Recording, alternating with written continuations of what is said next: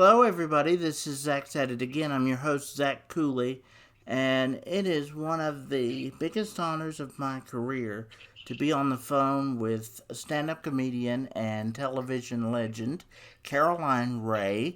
She is coming to our beautiful, historical Millwald Theatre in Wytheville on Saturday, June 14th, to bring her hilarious stand-up routine to us. Caroline Rhea, it is an honor to have you on the program. Thank you so much for doing this. Well, in 35 years, that's the nicest, most charming introduction I've ever had, so thank you. Well, bless your heart. I'm going to, since I have that on tape now, I'm going to use that on my resume now with everything that I do. Thank you for that. I have been a fan of yours for a very long time, but I don't know you in the way most people know you. I have never seen, for instance, Sabrina the Teenage Witch. I do know it was Melissa Joan Hart, right? It was in that. Yep. That was the star of that show, but I've never seen it. How I know you is I was born two things I want to share with you. I was born with cerebral palsy, and I have been bound to a wheelchair all my life, and so therefore the television kept me company a lot, and the Caroline Rhea show debuted during my senior year in high school, and it was on every day when I got home from school, and I watched that almost every day and said, if only I could do that and do it as easily and freely as she does. Well, thank you. I thought it was a great show. I did not think you got a fair shot at keeping it on the air, and I think it should still be on the air today. I really enjoyed your show and the way you interacted with the celebrities. I remember how excited you were to interview Bette Midler, and she's one of my favorites, and I don't know how you ever got through that segment, but I thought you did very well. I don't know either. Thank you. You know what? I always felt like it was sort of a weird circumstance of, how it ended up. And then I was so devastated after that because I never really did a pilot for my own show. Rosie was nice enough to ask me to take over. Mm-hmm. And then all sorts of strange things happened with the time slot. So by the time I arrived, it wasn't really feasible because the time slots were all over the place. But the best thing in the world that ever happened about doing that show is I made tons of great friends, but because that show got canceled, it was a great epiphany because I was so grateful that it got canceled because I remember saying to my agent, you know what, this didn't work out. I'm going back on the road. I love being a stand-up more than anything. And then I met my daughter's father on one of the very first gigs that I did on the road afterwards. And if you ever ask me in my life, what's the most important thing that's ever happened to me? It's Ava. So, and she wouldn't have been here if that hadn't gotten canceled. So it made me eternally grateful for the fact that it didn't work, So, and but I did love doing it. But I love that daughter of mine more than anything. So I wrote an article about it, how it made me grateful for all the no's that you get that you think at the time are just devastating, and then you realize that the no leads to the more important yes. Well, as a parent of an only child who happens to be a daughter as well, my daughter is 11. Her name is Bella. And, I love it. And being disabled, being bound to a wheelchair, you are not expected, at least in societal terms, you are not expected to be married and have children your life doesn't, you don't prepare your life that way like most people do, because it's not expected to go that way. And I'm 40 years old, and by societal definitions, whether they want to tell you that or not, I'm supposed to be, if I'm alive at all, rotting away in some institution, and instead I'm married to a beautiful, wonderful, talented woman, and we have a perfect 11-year-old daughter. So I know exactly what you mean about loving your child more than life itself. Your life becomes completely meaningful and completely full when it stops being about you. Yeah, absolutely. And also when you, just the way you said that, it's that whole feeling of what life is supposed to be. It's like, that's when we fall for it. mm-hmm. It's like, it's not supposed to be. It's your life. It's right. the story of your life. Right. And your daughter was meant to be born, and because society didn't have that expectation, it's not, it's so tricky. It's so hard not to be swept up in what we think other people, like this wave of what society expects of us. And I remember thinking at like a certain age, I was like, oh, I'm 40 and I'm not married and I don't have a child. And then I was like, but I have a great life. But I was thinking, but I was holding it up to a standard that wasn't my own standard, thinking, well, it's not good, but it is good. And thank God you have that beautiful daughter, Bella. Yes. And 11 is like the sweetest age. She's still like a sweetheart, right? Oh, are you kidding? She's 11 going on 16. She's a full-fledged Swiftie. She's So am I. And so is Ava. Really? Okay. Well, I'm the old school. My favorite is Phil Collins, And you know what? I don't know if you remember, but you watched the talk show. I got to interview Phil Collins. I was going to ask you if you did. I did not see that episode. When did you get to talk to Phil? On my talk show, I got to interview Phil Collins. Yeah, it was very exciting. It was just such a crazy moment. Yeah. So many surreal moments. Like, this is bizarre. Was he a nice guy? Because... Oh, he was so nice. He was very hard of hearing. But he's eventually, I think, but he's such a nice man. Right. Because I have begged, I have written to London and begged people. I had my 1,000th column come out last year, and I wanted so badly, just give me 5 minutes with Phil Collins, and I never, ever made it. But that would be the apex for me right there. I could retire happily if I got to talk to Phil Collins. You know who mine was? I mean, not that I'm really sorry that I never met B. Arthur. And I was like, and she was doing a one-woman show, and I didn't get to it, and I was so mad. Yes. But I met Dolly Parton, which is sort of like meeting the Pope. I got to be honest. Exactly. It was. I mean, I've met Cal Burnett twice. Couldn't help myself. Cried both times. And then Dolly Parton I met, and but she said, "Dad, when my dad died at his memorial, we played Dolly Parton's 'Here You Come Again.'"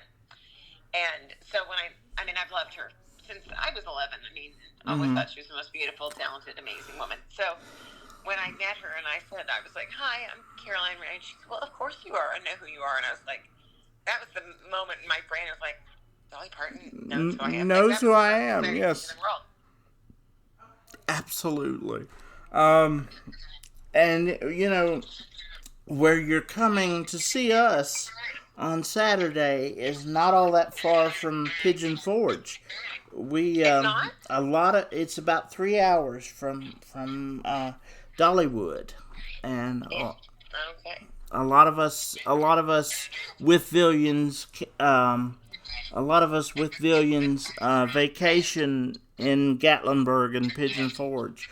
Dolly is like the Walt Disney of this part of our country. I know. A friend of mine owns a place in Pigeon Forge. Yeah. And she's like, it's always booked because of Dollywood. I would love to go to Dollywood. Oh, I feel like I've seen it, but I can't. Honestly, I've done this for so long. Sometimes I go to a city, and I'm almost positive I've been here before. It's like Groundhog Day. you know? Right. But Well, I have not been to Wytheville. But it seems like a very appropriate name for a comedian who likes wordplay. absolutely. Well, Even if it's not spelled correctly. Right. Right. Wytheville was named after George Wythe, who was the first signer of the Declaration of Independence. It has about 8,000 people. Very Mayberry-esque. Very, very Mayberry-esque. One hour one way from Wytheville is where Andy Griffith was born. An hour the other way is where Tennessee Ernie Ford was born. So, so very, very, very country people, very, very small town, very close knit, but very warm and welcoming, and we hope you will find it that way so that you will come back again. I could not believe when I looked at the Millwald roster, because I'm doing some marketing to help them out, that Caroline Rhea was coming, and I might have a chance to talk to you. You know what?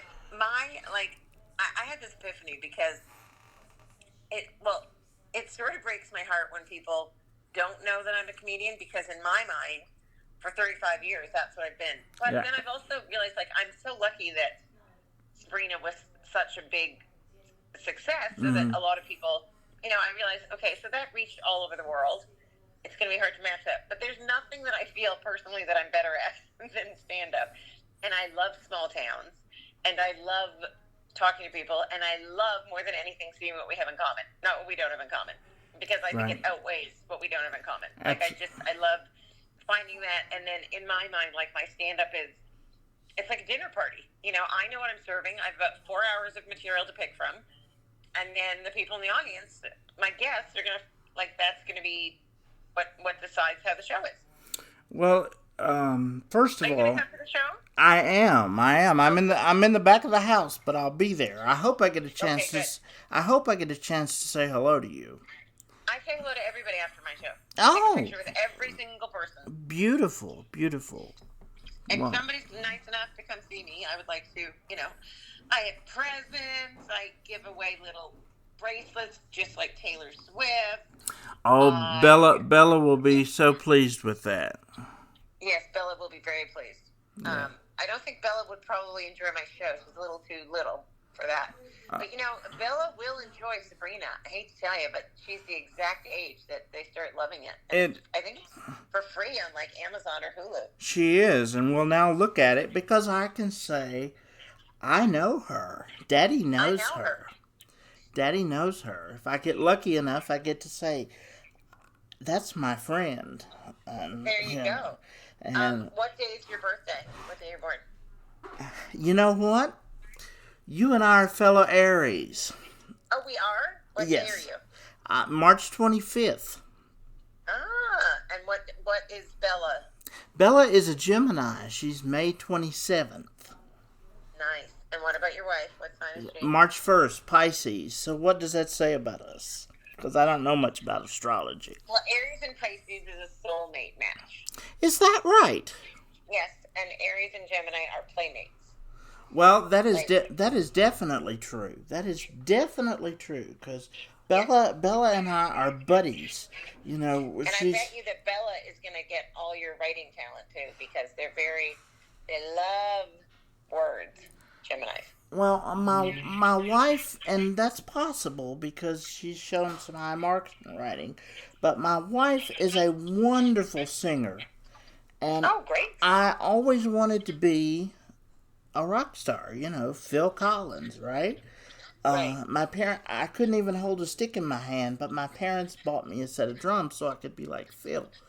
And I have one picture taken in front of it, where I'm trying to hold the stick and can't do it. See, Phil needs to hear a story like that, I think. Especially with the problems he's having now. If you got any connections, throw it out there for me, Caroline. I will ask. I can't remember how he came to be on the show. I think it was that he was repped by the same album, the same music company as Chris Bodie. And I remember him on the show. Do you remember when, if you want to know how Chris Bodie got to be on the show? Yeah, please. So he was I think it was Columbia Records. Right. I think that was what he had that deal with at that time. And my beloved Robin Williams came on the show. Oh. And then they said, well, Robin's coming on. We have this other artist from Columbia that we would love to have on, but a lot of people haven't been having him on because he's an instrumentalist. And I was like, okay, well, great. So he came on and he played in the band. And then I was like, oh, my God. And then he started talking. And then I realized how, funny and charming he was. And so he was what I always call the gift with purchase of Robin Williams. And Robin, everybody loves Robin Williams. And there was a post on Facebook that said, what death in your lifetime, what celebrity death has bothered you the most? And it's got to be Robin, because it's just something none of us ever get over. No, it's so sad because he's imprinted in our lives 8 million different ways through right. I remember when I was doing Hollywood Squares and he was sitting below me. And I remember saying, I cannot believe I'm on top of Robin Williams. I never thought this would happen. Amen. He was lucky, too. And you know what? I remember that because I was very lucky. I got to meet him many times. And the first time I ever met him was in 1989. And I was working, I had just moved to New York to become a comedian. And he came in and did a guest set. And we were all sort of couldn't even speak, and then he was walking out of the comedian's bathroom, which I was about to go into, but his fly was undone, and I was like, your right, fly is undone, and I remember him saying, "Thanks, man," and I was like, and he thinks I'm a man. Great impression I've made. Right. and then I remember the first time I ever did Comic Relief, I interviewed Whoopi and Robin and Whoopi is somebody that I love so much also, because in her stand-up routine she does the disabled lady. Have you seen that? And that is so hilarious and touching, and that's exactly how it happens. I mean, she got it right.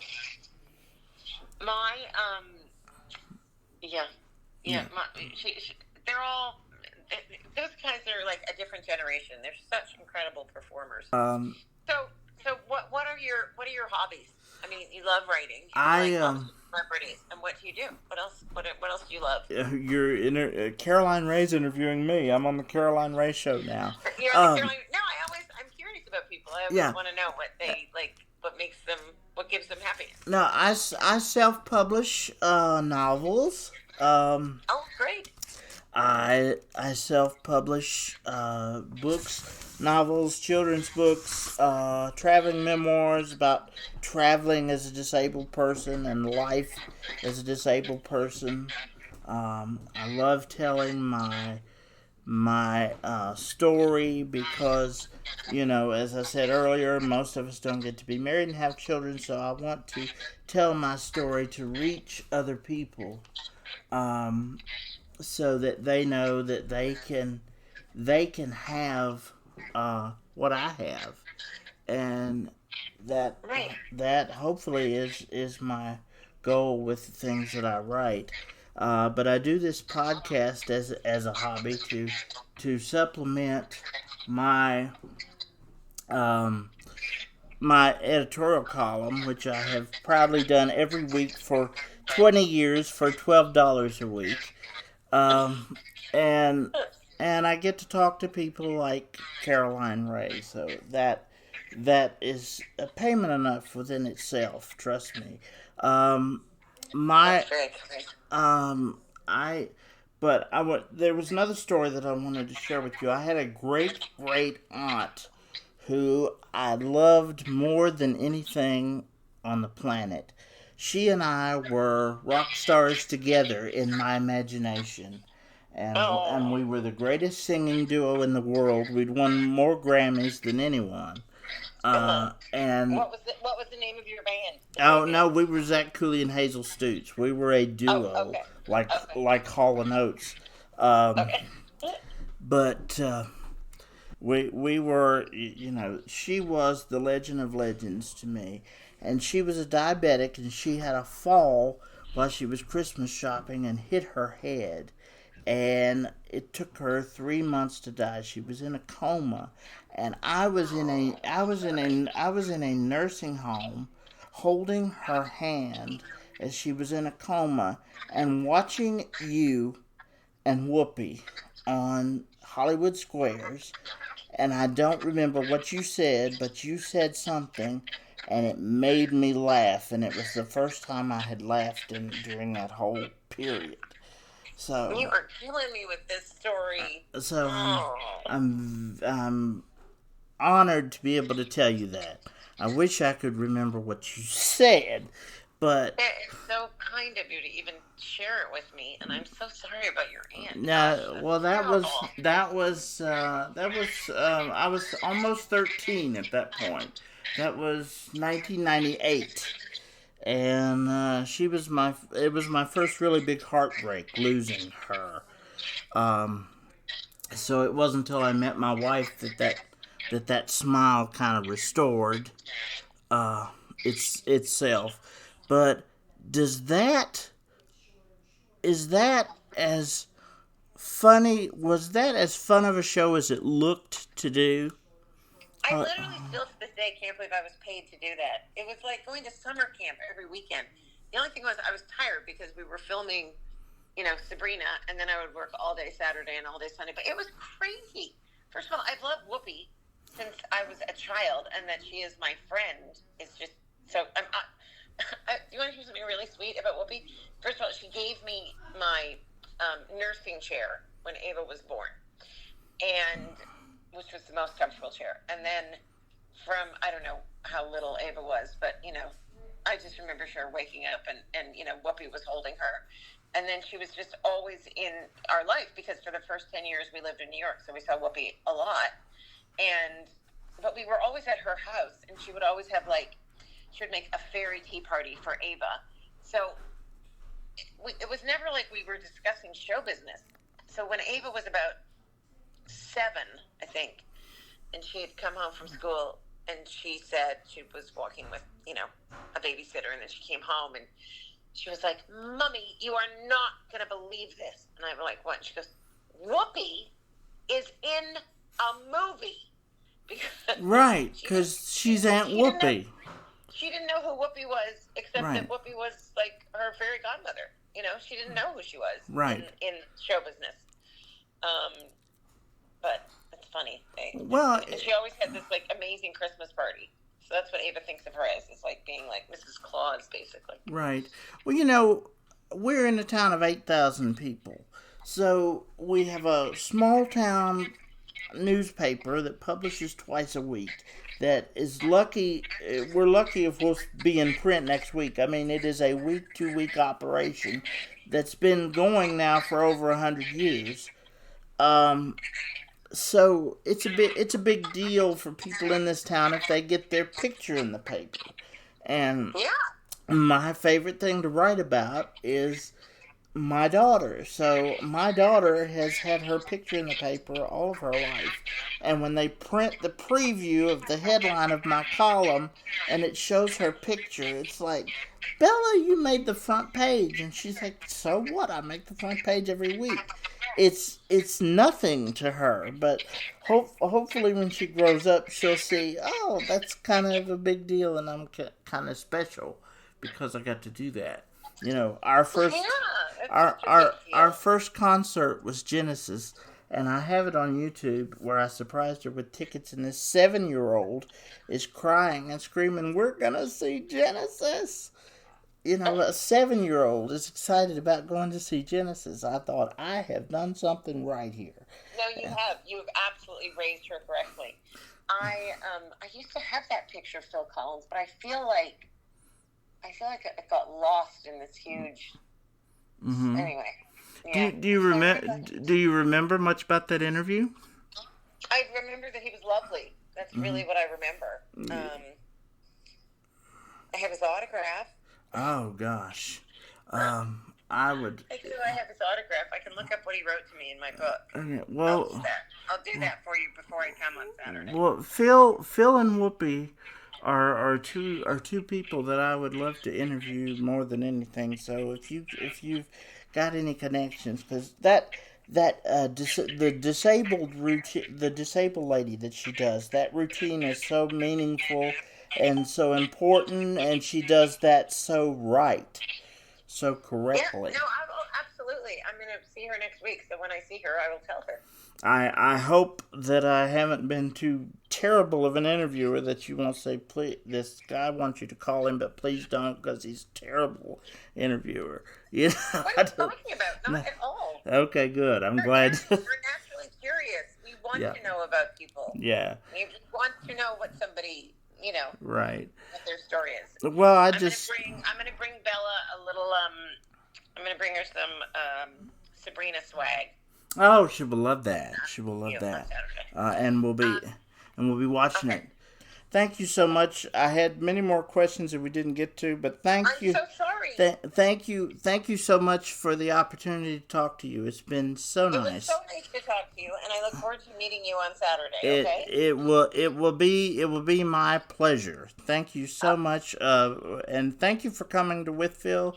It's a former vaudeville. It was built as a vaudeville theater. It's a 500-seater. It's very intimate, very beautiful. Just recently restored. It was a movie house when I was growing up. Wait, I have one question. When yes. you go, what do you think is the best airport to fly into? Oh, I have not flown much. I've flown from Charlotte to Orlando to go to Disney World, because that is my happy place, and you got to work as a Disney voice artist, and I wanted to ask you about that. So we can do an interview again anytime. All right. Okay. So, thank you so much. Thank you so much. It's been an honor talking with you. Okay. Thank you. Thank you. Bye-bye.